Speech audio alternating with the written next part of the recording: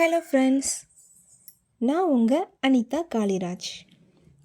நம்ம பார்க்க போகிற கதை ஜெயகாந்தனின் கண்ணம்மா என் காதலி. வாங்க கதைக்குள்ளே போகலாம். வெளியே அவன் தள்ளிவிட்டு சென்றதில் கீழே கிடந்த நித்யா, அட பாவி, இவ்வளவு பெரிய நடிகனாக இருக்கிறான், எதுவுமே நடவாதது போல் எழுந்து சென்று விட்டானே, தூக்கத்தில் இருந்தால்தான் அணைத்து கொள்வானா, இவனை புரிந்து கொள்ளவே முடியவில்லையே. ஆனால் அவனது அணைப்பிற்காக ஏங்கிக் கொண்டிருந்த நித்யாவிற்கு அவன் தனது கழுத்தில் புதைந்ததும் அணைத்ததும் சுகமாக இருந்தது. அவளே அவன் அருகே சென்று அணைத்திருக்கிறாள், முத்தமிட்டிருக்கிறாள். ஆனால் அவனாக கையை பிடித்தால் கூட மனம் நடுங்கி போய் விடுகிறது. ஏன் என்று சிந்தனை செய்தபடியே கீழே வந்தாள். அவன் குளித்து முடித்து சாப்பிட்டு வந்ததும் அவன் எதிரே சென்று அமர்ந்தவள் அவனை முறைத்தபடி இருக்க, என்ன அப்படி பார்க்கிறாய் என்று வினவினான். நீ ஒரு திருட்டு பூனடா என்று குற்றம் சாற்ற, அதற்கு அவளை முறைத்தவன், ஏய் வாடா போடா என்றாயானால் பல்லை தட்டி விடுவேன் என்று மிரட்ட, உனக்கு தூக்கத்தில் என்ன நடந்ததென்று தெரியாது அப்படித்தானே என்று கைகளை கட்டியபடி வினவ, அவனோ இட்லியை வாயில் அடைத்து, என்ன நடந்தது?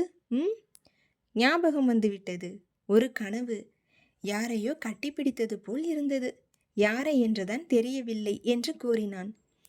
கனவில் நடந்ததாமா, திருட்டு ராஸ்கல் என்று பல்லை கடித்தவளை பொருட்படுத்தாது அவன் இட்லிகரை கபலீகரம் செய்து கொண்டிருந்தான். பின் என்ன, எங்கேயோ ஊர் சுற்ற கிளம்பி விட்டாய் போலும், அம்மாவுடனா செல்கிறாய் என்று வினவினான். அம்மாவுடனா? என்ன விளையாடுகிறீர்களா? என்னுடன் ஷாப்பிங் வர வேண்டும் என்றேனே என்று கூற, ஷாப்பிங்கா? ஏய் மரியாதையா இடத்த காலி பண்ணு என்று மிரட்ட, அப்படியானால் உன்னால் வர முடியாது. என்ன என்று அவளும் வினவினாள். ஆமாம் என தலையாட்டியவனை, நீ மட்டும் இப்போது வரவில்லை என்றால் என்று இழுத்தவளை, வரவில்லை என்றால் என்று அவனும் புருவத்தை உயர்த்தி வினவினான். வரவில்லை என்றால் நடு ஹாலில் அனைவரின் முன்பும் உன்னை கட்டி பிடித்து முத்தம் கொடுப்பேன், பரவாயில்லையா என்று வினவ, புறையேறியே விட்டது அவனுக்கு. அடி பாவி என்று விழி விரித்தவன், அப்படி ஏதும் செய்து தொலைக்காதே, நான் வருகிறேன் என்று எரிச்சலுடன் மொழிந்தான். ஹை தேங்க்யூ கௌதம் என்று புன்னகைத்தவள் அடுத்த அரை மணி நேரத்தில் வீட்டில் அனைவரும் வியந்த விழிகளுடன் நோக்குவதை பொருட்படுத்தாது அவனது கைப்பற்றி இழுத்துச் சென்றாள். வசந்திக்கு தான் சந்தோஷம் தாங்க முடியவில்லை. எப்போதும் அவளுடன் பதிலுக்கு பதில் சண்டையிட்டு கொண்டு அவளை வம்பிழுத்து கொண்டு சிரித்தபடி திரியும் மகனை கண்டு மகிழ்ச்சியாக இருந்தது அவருக்கு. தமையனின் கையை பற்றி தனது மகிழ்ச்சியை பகிர்ந்து கொண்டார். பச்சை புல்வெளியில் சுற்றிலும் வெள்ளை ஆடுகள் வெள்ளை பூக்களாய் மேய்ந்து கொண்டிருக்க, நடுவே இருந்த பாறையின் மீது கம்பீரமாய் வீற்றிருந்த நின் திருமேனி தன்னை காண 1000 கண்கள் வேண்டுமடா கண்ணா. விழிகளில் வசீகரம் மின்ன, என் கண்களை கண்டபடி நீ இசைக்கும் அந்த மோகன ராகம் மையில் ஏற்றுகிறதடா. கௌதமின் கைகளை பற்றியபடி நகரின் மிகப்பெரிய ஷாப்பிங் மாலில் கால்களை பதித்த நித்யாவிற்கு சத்தியமாக நடப்பை நம்ப முடியவில்லை. ஊர் எல்லையில் வீற்றிருக்கும் ஐயனார் சிலைக்கும் தனக்கும் எவ்வித வித்தியாசமும் இல்லை என்பது போல் கஞ்சி போட்ட சட்டையாக விரைப்புடன் வலம் வந்து கொண்டிருந்த கௌதம் இன்று அவளுடன் இணைந்து ஊர் சுற்ற வந்திருக்கிறான். ஆரம்பத்தில் அவனிடம் கண்ட இறுக்கத்தன்மை மறைந்து இயல்பான சிரிப்புடனும் துடுக்குடனும் அவளை கேலி பேசிக்கொண்டு அவளுடன் நகைத்து கொண்டு சாதாரண மனிதனாக வாழத் தொடங்கிவிட்டான். இவை அனைத்திற்கும் காரணம் தானே என்பதை நினைக்கையில் நித்யாவிற்கு கர்வம் பொங்கியது. கௌதமிற்கும் ஆச்சரியம்தான், எப்படி இருந்தவனை இப்படி மாற்றிவிட்டாள் என்று. அவள் கூறிய எதையும் இதுவரை அவன் மறுத்ததே இல்லை. உரிமையாக அவனுடன் சண்டையிட்டு வாதம் செய்து எப்படியேனும் நினைத்ததை சாதித்து விடுகிறாள். இம்சையாக தோன்றினாலும் அவளை விட்டு விலக அவனால் முடியவில்லை. ஒருவரை பற்றி மற்றவர் நினைத்து கொண்டு நடந்த இருவரும் ஒரே நேரத்தில் திரும்பி மற்றவரின் முகம் பார்க்க, இருவரது கண்களும் சந்தித்த நொடி இருவருக்கும் சிரிப்பு வந்தது. ஏன் என்னை பார்த்தீர்கள் இப்போது என்று கொஞ்சலுடன் வினவியவளிடம், நீ எதற்காக என்னை பார்த்தாய் என்று அவன் பதிலுக்கு வினவினான். என் கௌதம் என்னுடன் நடந்து வருகிறானா என்ற ஆச்சரியத்தில் பார்த்து கொண்டிருந்தேன். நீங்கள் என்றவளிடம், நானும் அதையேதான் நினைத்தேன். இது போன்ற இடங்களுக்கெல்லாம் நான் வருகை தந்து பல வருடங்களாகிவிட்டது. ஏன், வேலை விஷயமாக செல்வதை தவிர உள்ளூரில் நான் எங்கேயும் செல்வதில்லை. அப்படி இருந்தவனை இந்த ராட்சசி எவ்வளவு சுலபமாக மாற்றிவிட்டாள் என்று எண்ணி உன் முகம் பார்த்தேன் என்று தன் கையில் பதிந்திருந்த அவள் கரத்தை அழுத்தினான். கண்களை சுருக்கி அழகாக முறுவலித்தவள், இந்த கடைக்கு செல்லலாம் வாருங்கள் என்று இழுக்க, இது ஆண்கள் பிரிவு என்றவனிடம், உனக்கு வாங்கத்தான் வா கௌதம் என்று அழைத்துச் சென்றாள். அடுத்த 1 மணி நேரத்திற்கும் இதை அணிந்து வா அதை அணிந்து வா என்று மிரட்டி நிறைய சட்டைகளையும் டிஷர்ட்டுகளையும் வாங்கி குவித்தாள். ஏய், நீ குடும்ப கஷ்டத்திற்காக என்னிடம் வேலைக்கு வந்ததாக கூறினாயே, இவ்வளவு துணிகள் வாங்க எங்கிருந்து பணம் வந்தது என்று அவன் மிரட்ட, அது குடும்ப கஷ்டத்தை தீர்த்தது போக மிச்சம் இருந்த பணம், நான் சேர்த்து வைத்தது. போதுமா? நீங்கள் கொஞ்ச நேரம் வாயை மூடிக்கொண்டு வாருங்கள் என்று அவனை அதட்டி பில்லை கட்டிவிட்டு வெளியே வந்தாள். இப்போது எதற்கு இதெல்லாம் என்று முகம் சுளித்தவனிடம், எனக்கு தோன்றியதை செய்கிறேன், உனக்கென்ன என்றவள், பசிக்கிறது, சாப்பிட செல்லலாம் ப்ளீஸ் என்று கெஞ்சினாள். சரி என்றவன், அங்கே ஒரு பீட்சா ஹட் இருக்கிறது, செல்லலாமா என்று வினவ, அந்த காய்ந்த ரொட்டியை சாப்பிட்டுத்தான் வாழ்நாளில் பாதியை கழித்தேன், எனக்கு அது வேண்டாம், மேலே இருக்கும் ஃபுட்கோர்ட்டிற்கு செல்லலாம் என்று அழைத்துச் சென்றாள். சுற்றும் முற்றும் வேடிக்கை பார்த்து கொண்டு உண்பவளையே அவன் சிரிப்புடன் பார்த்து கொண்டிருக்க, அவன் பார்வையை உணர்ந்தவள் என்ன என்று வினவினாள். இல்லை, நீ நியூயார்க்கிலிருந்து வந்திருக்கிறாய் என்பதை என்னால் நம்பவே முடியவில்லை. பீட்சா பர்கரை வேண்டாம் என்று விட்டுவிட்டு இங்கே வந்து பானிபூரியை விழுங்கி கொண்டிருக்கிறாய் என்று நகைத்தான். அவன் சிரிப்பதை கண்டவளின் முகம் மென்மையாக, நீ எப்போதும் இப்படி சிரித்து கொண்டே மகிழ்ச்சியாக இருக்க வேண்டும் கௌதம் என்று கூற, நீ என்னுடன் இருந்தால் எப்போதும் மகிழ்ச்சியாகத்தான் இருப்பேன் என்று முணுமுணுத்தவன் அவள் கையை பற்றி விரல்களால் வருட அவனையே பார்த்தபடி அமர்ந்திருந்தாள் நித்யா. அந்த கணம் இருவருமே மிக மிக மகிழ்ச்சியாக உணர்ந்தனர்.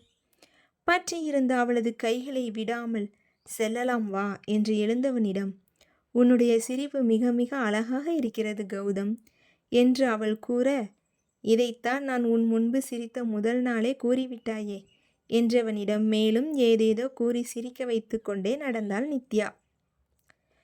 எஸ்கலேட்டரில் இருந்து இறங்கியதும், கௌதம் சாக்லேட் சாப்பிடலாம் ப்ளீஸ் ப்ளீஸ் என்று குதித்தவளிடம், சாப்பிட்டே சொத்தை அழித்துவிடு என்று கேலி செய்தபடி நடந்து சென்றான்.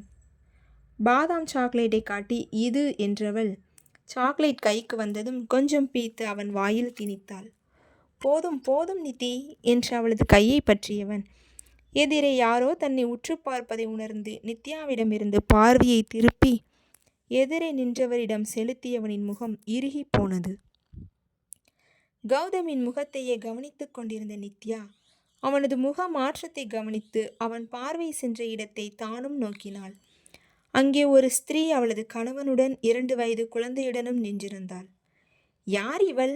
இவளை ஏன் இவன் முறைத்து பார்க்கிறான் என்று யோசித்த நித்யா, இவளது முகம் எங்கோ பார்த்தது போல் இருக்கிறதே. ஓ, இவள் அந்த சௌமியா, கௌதமை விட்டு விலகி காதலனின் கைப்பிடித்தவள். நல்ல வேளை, புண்ணியவதி ஓடி சென்றாள். இல்லையெனில் கௌதம் நித்யாவிற்கு கிடைத்திருக்க மாட்டானே.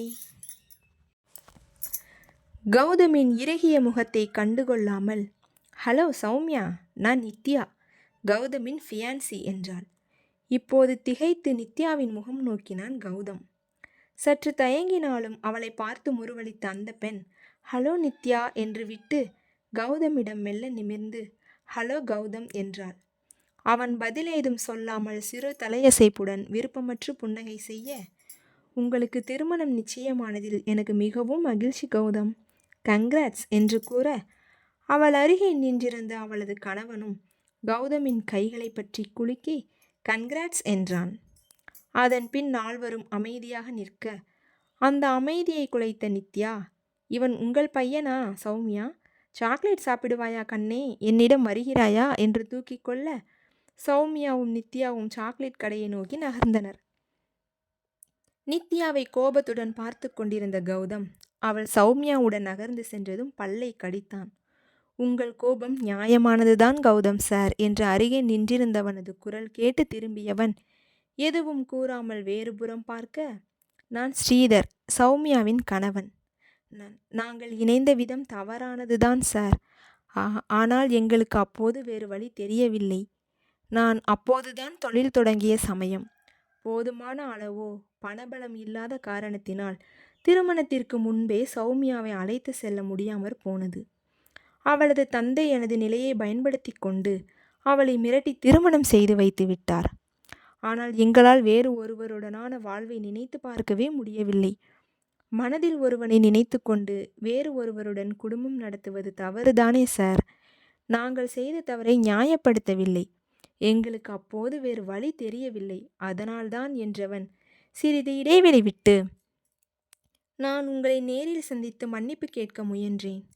ஆனால் நீங்கள் இருந்த மனநிலையில் உங்களை நெருங்கவும் எங்களுக்கு தயக்கமாக இருந்தது. நீங்கள் உங்களது வாழ்வை கெடுத்து கொண்டு திரிந்த இந்த 3 வருடங்களும் என் மனைவி தினமும் உங்களை பற்றி பேசிக்கொண்டுதான் இருப்பாள். உங்களது வாழ்வு சீராக வேண்டுமென்று தினம் தினம் பிரார்த்தித்து கொண்டிருந்தோம். இப்போது உங்களுக்கு ஒரு பெண்ணுடன் நிச்சயமானதில் எங்களுக்கு மிகவும் மகிழ்ச்சி என்று அவன் கூறி முடித்ததும் கௌதம் முற்றிலும் திகைத்து போனான். என்ன கூறுவதென்று தெரியாமல் திணறியவன் பின் நிமிர்ந்து, போன கதையெல்லாம் எதற்கு இப்போது? அதை மறந்து விடுங்கள். பையனுக்கு என்ன பெயர் என்று சாதாரணமாக பேச கவலை மறந்து அவனுடன் உரையாடத் துவங்கினான் ஸ்ரீதர். இங்கே இவர்கள் இருவரும் இப்படி உரையாடி கொண்டிருக்க, அங்கே நித்யாவோ சௌமியாவை தீர்க்கமாக ஒரு பார்வை பார்த்து, மனசாட்சியற்று அப்படி ஒரு காரியத்தை செய்ய உனக்கு எப்படி மனம் வந்தது சௌமியா? நீ செய்த காரியத்தில் 2 அப்பாவி ஜீவன்கள் அவர்களது நிம்மதியை தொலைத்து நடைபீனமாகி போனதை பற்றி நீ அறிவாயா? உன்னால் எவ்வளவு அவமானங்களையும் மன உளைச்சலையும் அவன் அடைந்திருக்கிறான் என்று தெரியுமா உனக்கு என்று கூற, தலை குனிந்த அமைதியான சௌமியா பின் கண்ணீர் தேங்கிய விழிகளுடன் நிமிர்ந்து, நான் என்னை மன்னித்து விடு நித்யா. நான் வேறு வழியின்றிதான் அப்படி செய்தேன். என் வாழ்வை பற்றி மட்டும் சுயநலமாக யோசித்தேனே ஒழிய கௌதமை பற்றி யோசிக்கவில்லை. என்னால் வேறு ஒருவருடன் வாழ்வதை பற்றி யோசிக்க முடியவில்லை. என் பெற்றோரை எதிர்க்கும் அளவிற்கு மன தைரியமும் இல்லாததால் தான் அப்படி நடந்து கொள்ள நேரிட்டது. அது கௌதமை இந்த அளவிற்கு பாதிக்கும் என்று நான் ஒருபொழுதும் நினைக்கவில்லை என்று கூற, நீ சொல்வதும் சரிதான். ஒருவனை காதலித்துவிட்டு மற்றொருவனை திருமணம் செய்து கொண்டு வாழ்வதும் தவறுதான். ஆனால் நீ செய்த காரியத்தின் விளைவு என் கௌதமை 2 வருடமாக நடைபிணமாக மாற்றிவிட்டது. அதை என்னால் ஒருபோதும் மன்னிக்க முடியாது சௌமியா. அவனை மாற்றி இயல்பாக்க நாங்கள் அரும்பாடு பட்டுவிட்டோம். எப்படியோ போனது போகட்டும், எல்லாம் நன்மைக்கே என்று நினைத்து கொள்கிறேன் என்று முடிக்க, அவளது கையை பற்றி கொண்டவள், கௌதமிற்கு ஏற்ற ஜோடி நீதான் நித்யா. அவரது குணத்தை மாற்றி இந்த அளவிற்கு அவரை கொணர்ந்திருப்பது மிக பெரிய காரியம். நீங்கள் இருவரும் 100 வருட மகிழ்ச்சியாக வாழ வேண்டும் என்று வாழ்த்த அவளுடன் சிரித்தபடி கௌதமின் அருகே வந்தாள். சரி, நாங்கள் கிளம்புகிறோம் கௌதம் சார் என்ற ஸ்ரீதர் குழந்தையை தூக்கி கொள்ள, வருகிறேன் நித்யா என்றவள் கௌதமிடம் திரும்பி, I am sorry Gautam, sorry for everything. எனக்கு தெரியும், மன்னிப்பு என்கிற ஒரு வார்த்தை என் பாவத்தை போக்கிவிடப் போவதில்லை என்று. ஆனால் மன்னிப்பு மட்டும்தான் என்னால் வேண்ட முடியும் என்றவள் சின்ன தலையசைப்புடன் கணவனுடன் நடந்து சென்றாள். அவள் சென்ற பின் கல்லென சமைந்துவிட்ட கௌதமை நோக்கியவள், கௌதம் என்று உலுக்கினாள். அவனிடம் பதில் இல்லாது போக அவனை அருகே இருந்த பெஞ்சில் அமர வைத்தாள். சிறிது நேரம் அமைதியாக அமர்ந்திருந்தவன் பின், உனக்கு எப்படி அவளை தெரியும் என்று வினவினான். போட்டோவில் பார்த்திருக்கிறேன் என்று கூறினாள் நித்யா. கணவனும் மனைவியும் மாற்றி மாற்றி மன்னிப்பு கேட்கிறார்கள். மன்னிப்பு கேட்டால் ஆயிற்றா? 2 வருடமாக நான் பட்ட அவமானங்களை யார் திருப்பி எடுத்துக்கொள்வது? தவறு செய்து ஓடி சென்றது அவள், ஆனால் அந்த பாவத்தை அனுபவித்தது நான் என்றவனிடம், ஏனென்றால் நீ ஒரு முட்டாள் கௌதம் என்ற நித்யா. அவன் திடுக்கிட்டு அவள் முகம் பார்ப்பதை பொருட்படுத்தாது, அவமானம் அவமானம் என்கிறாயே, சிறப்பாக தொழில் நடத்தி நகரின் மிகப்பெரிய புள்ளியாக விளங்கும் பெரும் பணக்காரன் நீ. உன்னை விட திருமணம் முடிந்த மறுநாள் காதலனுடன் ஓடி சென்றதற்காக அவளுக்கு தான் அந்த அவமானத்தின் வீரியம் அதிகமாக இருந்திருக்கும். அவள் அதையெல்லாம் பொருட்படுத்தவில்லை. அதனால்தான் கணவன் குழந்தை என குடும்ப சகிதமாக மகிழ்ச்சியுடன் இருக்கிறாள். ஏசி செல்பவர்கள் எவரும் உன் சுக துக்கத்தில் பங்கு கொள்ளப் போவதில்லை. இது எப்படி உனக்கு புரியாமல் போனது? தொழிலில் நொடிந்து போனாலும் அவமானப்படுத்தத்தான் செய்வார்கள். அந்த அவமானங்களையே வெற்றி படிக்கட்டுகளாக மாற்ற நீ முன் வரவில்லையா? இதை மட்டும் ஏன் மாற்றி அர்த்தம் செய்து கொண்டாய்? அந்த பெண் பெற்றோரின் மிரட்டலை மீற முடியாது. உன்னை திருமணம் புரிந்து கொண்டாள். காதலனை மறந்து உன்னுடன் வாழ்க்கை நடத்த முடியாமல் ஓடி சென்று விட்டாள். கொஞ்சம் யோசித்துப் பார். அவனை எண்ணிக்கொண்டு உன்னுடனும் ஒன்ற முடியாமல் அவள் வாழ்ந்திருந்தால் உங்கள் மூவரின் வாழ்வும் நாசமாகி இருக்கும். அதனால் அவள் ஓடி சென்றது நல்லதுதான். அதையே எண்ணிக்கொண்டு சுற்றியிருப்பவர்களை கஷ்டப்படுத்தி நீயும் மகிழ்ச்சியற்று போய் வாழ்நாளில் 2 வருடங்களை அநியாயமாக வீணாக்கி விட்டாயே. நீயாகவே பெண்களென்றால் இப்படித்தான் என்று வர்ணம் பூசிக்கொண்டு உலகையே வெறுத்துவிட்டவன் போல் உலா வந்து உண்டு. கௌதம், நீதான் முட்டாள் என்ற அகங்காரத்துடன் மூச்சு வாங்க கத்தி முடித்தாள்.